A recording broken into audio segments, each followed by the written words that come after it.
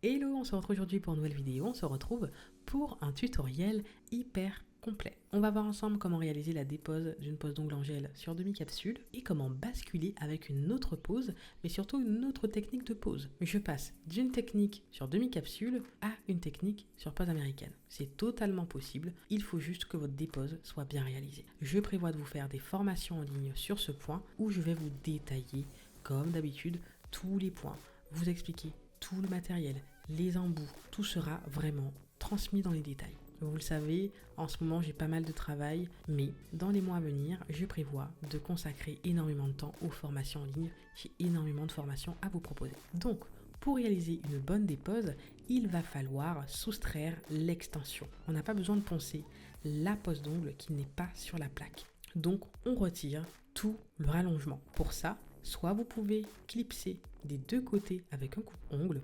Je vous montrerai d'ailleurs dans les formations comment faire, donc vous avez vraiment plusieurs façons de faire. Mais dans cette vidéo, je vous montre comment faire avec la ponceuse. Donc là, on est vraiment sur une maîtrise de la ponceuse très accentuée. Il faut vraiment être à un stade où vous êtes à l'aise avec la ponceuse. Une fois que vous avez compris comment sécuriser votre position, comment utiliser votre ponceuse, comment positionner l'embout, donc que vous avez compris l'importance de l'axe par rapport à votre zone de l'image, vous savez que vous allez pouvoir tout réaliser sans danger. Le danger lorsque vous retirez la longueur à la ponceuse comme ça, vous avez sûrement dû l'expérimenter pour celles qui sont déjà lancées en autodidacte ou qui ont été formées mais qui ont encore des lacunes sur ce point-là, c'est que l'embout peut glisser et complètement buter sur l'ongle et ça fait très mal.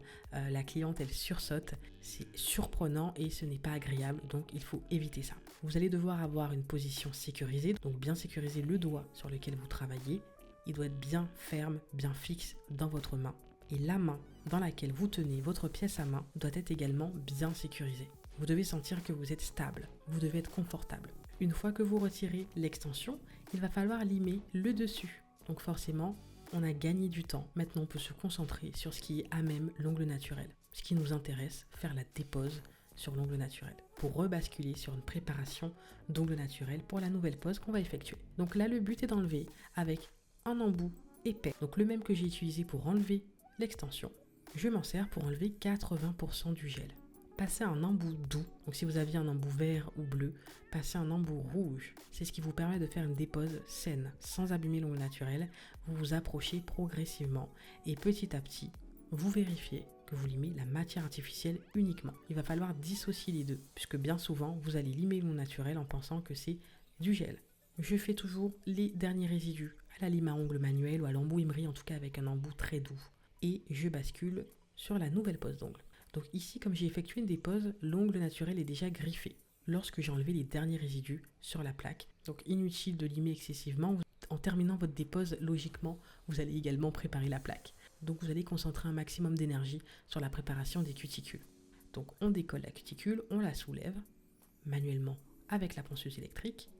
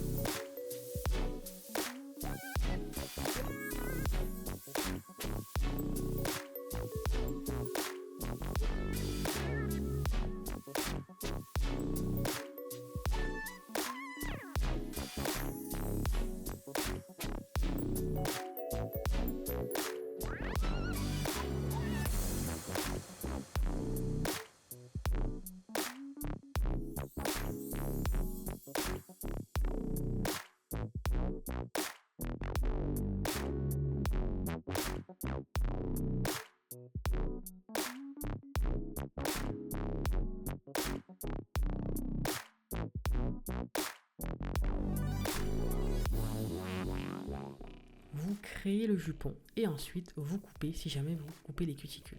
Ça fait beaucoup plus propre, je vous l'avoue. N'hésitez pas à me dire si vous souhaitez une formation en ligne sur la manucure. Il y a énormément de points à savoir pour avoir une belle manucure, des jolies cuticules sans les faire saigner.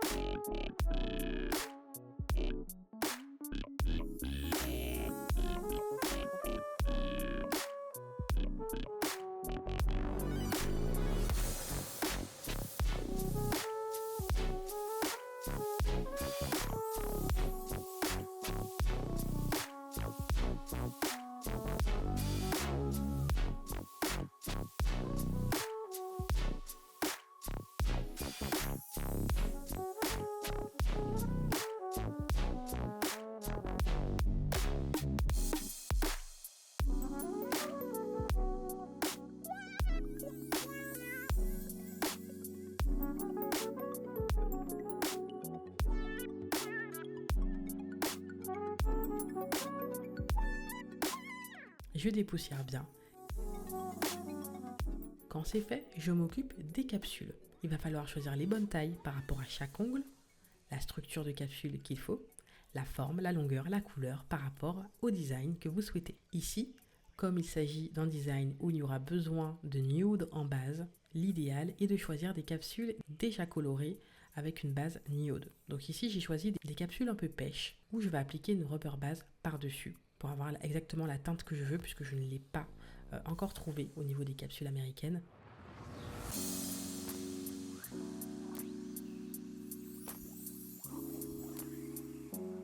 Et j'applique ma base. Je l'applique en fine couche partout. Je fais bien attention aux cuticules. Il vaut mieux s'approcher progressivement que de vouloir aller vite, de mettre énormément de matière et que tout coule dans les peaux. Donc faites attention. Privilégiez la qualité de ce que vous faites. Je mets à sécher 60 secondes. Donc je fixe ma capsule avec ma petite lampe. Quand c'est fait, je catalyse le tout dans ma lampe CCFL. Il faut être sûr que tout soit bien collé, bien droit, sans bulle d'air et le bon temps de catalysation. Attention, c'est très important. Si c'est mal catalysé, ça va se décoller.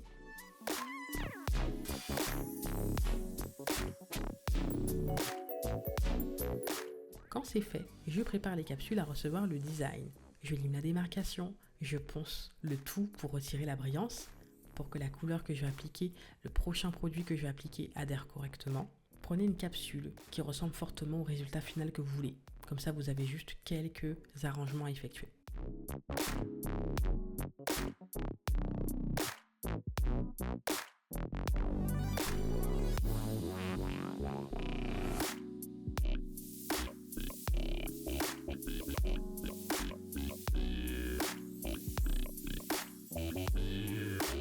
Une fois que c'est fait, j'applique ma base partout. Je fais bien attention à bien contourner la cuticule, il ne faut pas que ça touche.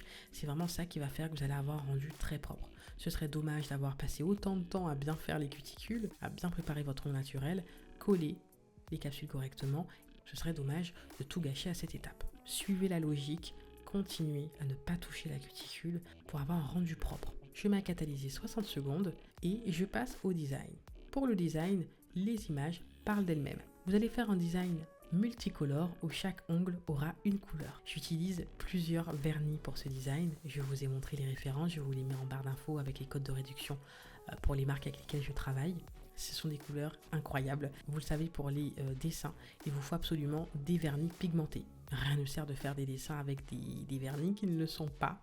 C'est très désagréable, ça épaissit, ce n'est pas joli, on n'a pas des traits nets. Donc il vous faut absolument des vernis pigmentés. Vous allez faire votre design, mais en finesse. Vous n'êtes pas censé faire un design sur vos capsules et que ça vous modifie carrément votre forme d'ongle. Donc je réalise mon dessin de fond sur le bord libre. Rien de mieux que les images pour vous décrire comment faire. Il ne s'agit pas d'une French, c'est un nail art tendance en ce moment où on fait un peu des formes abstraites comme ceci au niveau du bord libre. Donc un doigt à sa couleur, je mets à catalyser.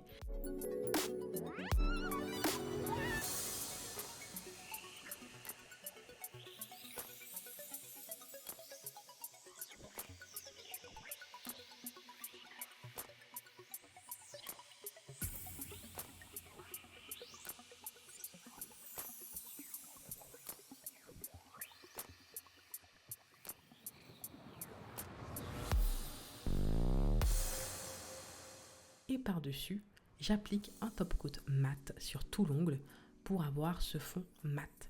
Ce qui va faire très joli avec ce nail art, c'est que vous avez le fond qui est mat et les points brillants. Et je trouve que ce mélange brillant mat est sublime. Il est rare que j'aime des designs totalement mat. Mais c'est vrai que j'aime beaucoup mélanger le brillant et le mat. Ça se mélange parfaitement. C'est généralement un sans faute.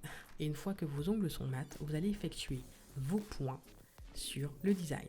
Pareil, les images parlent d'elles-mêmes. Vous allez faire des points de différentes tailles avec exactement la même couleur que vous avez appliquée sur chaque doigt. Donc vous allez respecter le code couleur, faire du vert sur du vert, du bleu sur du bleu, du rose sur du rose. Au final, c'est la même couleur, mais comme ils n'ont pas la même finition, ça ressort vachement. Et bien sûr, vous n'allez pas placer chaque point avec exactitude, vous n'allez pas faire les 10 ongles pareils. C'est un peu le côté aléatoire qui rend cette pose jolie, mais il faut qu'il y ait quand même une logique un peu comme le marbré. Une fois que c'est fait, si vous souhaitez, comme moi, appliquer des bijoux longs, des strass, c'est le moment de le faire. Donc j'applique toujours avec une colle à strass pour que ça tienne très bien pour les bijoux balèzes comme ça. Et j'applique le top coat. Donc en général, j'utilise des colles à strass sans résidus. Donc une fois que ça catalyse, il n'y a pas de résidus. Donc vous pouvez laisser comme ça. Sauf que pour ce design, rappelez-vous, le fond il est mat.